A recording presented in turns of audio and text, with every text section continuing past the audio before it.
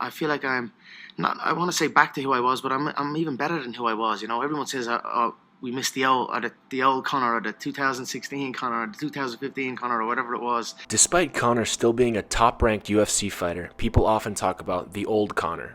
So in this video, we will identify the 4 main traits that characterize the old Conor so uniquely and how he has changed in those specific areas. Old Conor's trash talk was witty, entertaining, specific for the person he's talking to, and frequently off the cuff. He's been around the game a long time. Okay. There he is. He's not the best looking guy. I'm not, you know what I mean? But I wanted a better looking opponent, but it is what it is. I've spoken about Dustin's weirdly shaped head. He has a P-shaped head. I'm sure he grew up in a circus or a fair. You know, he's a nice little kid. So Cletus, or you know, his cousin's probably named Cletus or something. I don't know. Connor, do you know what wrestling is? I can rest my balls on your forehead. This guy TKOs people. When I knock people out, they don't fucking move. They're not. Who the fuck is that guy? Who the fuck is that? They want you to give us a quick count to 10. Nate can only count to 5. Okay. The new Conor's trash talk is bland. You can replace his opponent's name for anyone else and reuse it later. I can read Donald, you know, I like him a lot. He's a good guy, but I can read Donald like a children's book, to be honest. You know, he's a good fighter. He's got some good tricks up his sleeve. I know the tricks he has, and I know what he's planning. The second thing old Conor was known for was Mystic Mac, his eerily accurate predictions for his fights. His predictions were characterized by his confidence and precision. He often predicted the correct sequence and round the knockout would happen in.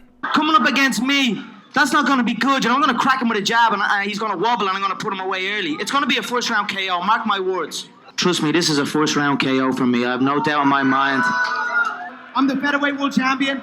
Now in November, I'm going to be the lightweight world champion, and I'm going to hold 2 of them consecutively.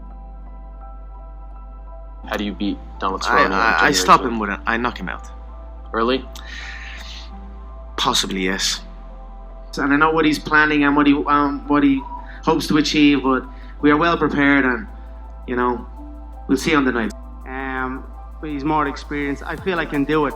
So I'm going to go in there, and I believe I can get him out there, and possibly will hit him early and hurt him. But you know, I hope for a good long bout. Old Conor speaks in absolutes, like he's simply reciting facts. I'm going to put him away early. This is a first round KO. I'm going to be the lightweight champion. New Conor speaks with doubt. He uses words and phrases such as possibly, will see, and I hope. In this section, we're going to examine how Conor refers to himself then versus now. I'm the champion. I'm the world champion.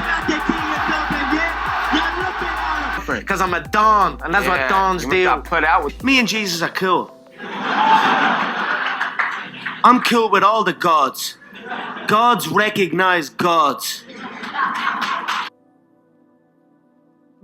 I'm a young man. I've got many highlights. I feel bags of energy. You know, I feel way fitter, and I'm excited to get going. You know, Megan, I put in a lot of work throughout this build-up to get myself down to a lightweight frame. There's not an issue with the weight at all. It's not even a weight cut. The old Conor refers to himself as a king, a don, and even as God. The new Conor refers to himself simply by his physical attributes. He's young, he's fit, and he has a lightweight frame.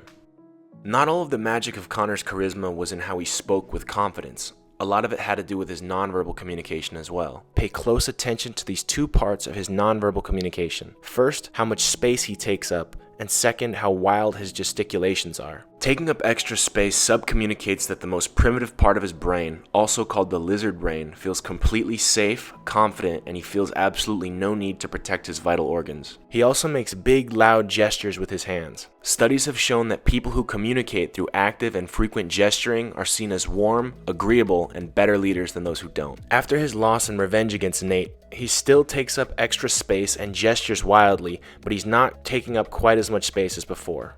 After his loss to Khabib, he sits much more squared, no longer taking up a plethora of space. Also, pay close attention to how his gesticulations are much more measured and stay within his little box of space. This is a big part of why he's seen as much less charismatic than before. When people say they miss the old Conor, they're not so much speaking of his fighting ability.